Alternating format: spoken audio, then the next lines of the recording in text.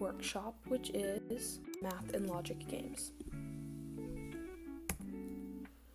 So a little bit about STEMpathize. We are high school volunteers, and STEMpathize is an organization that hosts hands-on workshops for students like yourself to gain interest in STEM.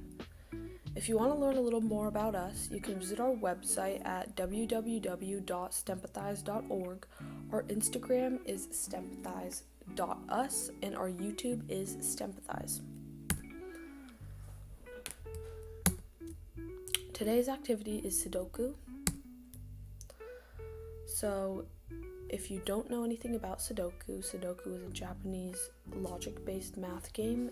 It's really fun, but it takes practice and strategy to be good at it. So students will use a mathematical reasoning to understand the fundamentals of Sudoku and learn strategies to play 9x9 squares, and more. If you haven't already, pause the video to grab the following materials of a paper and a pencil. Now that you've gotten your materials, here's how to play. So, given some of the blanks filled, fill out the rest. As you can see, there are some numbers that are going to be automatically filled, and based on these positions of the numbers, you're going to use that to help you figure out where to put the rest of them. The puzzle is made up of 9 3x3 squares. Each 3x3 square will have a number 1 through 9. So this box should have all the numbers 1 through 9. Each row should have all the numbers 1 through 9. And each column should have all the numbers 1 through 9. In any order, they can be in any order, but there should be no repeating digits in each row, column, or box. So this is a little bit about the Sudoku strategy. So you should not be guessing, because this will have an effect on all your other choices. So if you guess one number, random number, based on no educated guess or what you think it will probably be, it will not work out, and you will not be able to solve the puzzle. Start with the box, row, or column which has the most numbers already filled in. Alright, this is the simple logic strategy. Write down what makes sense given the rest of the 9x9 box. In this puzzle, looking at the red square, we can see that it can be a 2, 6, or 7 based on this yellow column, because there's not a 2, 6, or 7 already there. However, when we look at the other pieces of the puzzle, 2 is in the same square as that red box, so it can't be 2, and 7 is in the same column of that, or same row of that red box, so it must be 6. Another strategy is the possible number strategy. You can write down the possible values in pencil. So we can start with a 5 and 9 in this box, a 5 and 6, a 5 and 6, and then a 4, 5, and then a 4, 5, 6, and 9 in this box. As the boxes are filled, 9 can only go in one of the boxes, and 4 can only go in one of the boxes. So we can confirm their spots. Use this strategy again for the highlighted column, right here, for the 5 and 6 column. Okay, so let's give a shot using the simple logic method. Remember to check the square, the column, and row to see if you can find the answer. Looking at this first box, we can see that the numbers 2 through 4 are filled, which means that this box must be number 1. When looking at this row, we can see that 1, 3, and 4 are already there, which leaves the number 2. And so on until all of the numbers are filled. Alright, let's start with a 4x4 box. So draw a box with 4 boxes in it, and then each box within the big square should be a 2x2. Next, copy the numbers into the boxes and try and solve. So copy these following numbers and pause the video and try to solve it yourself. Great job for trying it out. Now, please check your answers using this answer key.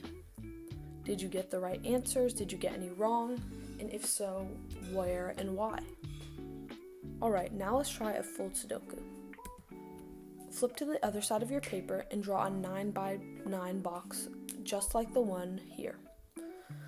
Copy the numbers as you see on the right, so pause this video and copy the numbers.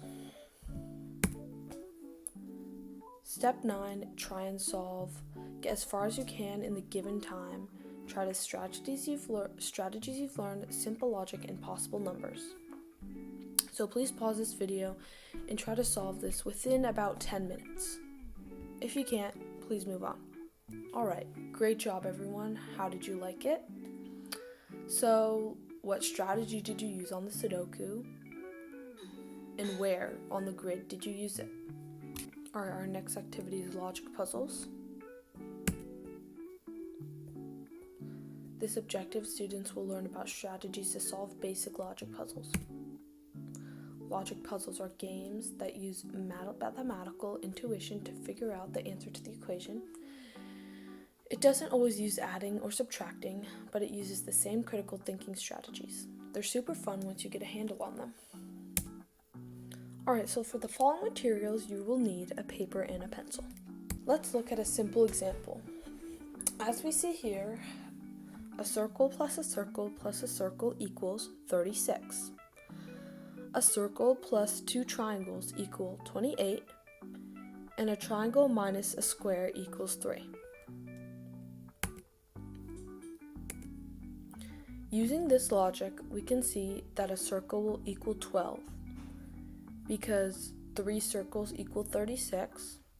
And if we split 36 into 3 parts, that will equal 12. Using what we know as a circle equaling 12, we can use that logic to find that a triangle equals 8, because if we subtract 12 from 28, we will have 16. If we divide 16 into 2 equal parts, we will get 8. Finally, now that we know a triangle equals 8, a triangle minus a square equals 3. If we fill in 8 for the triangle, we will find out that the square equals 5, because 8 minus 5 equals 3. Now it's your turn without a little help. Copy down all of them and solve for one at a time. A little hint is to start at the second equation. Make sure to show all of your work. Pause this video now and try to solve.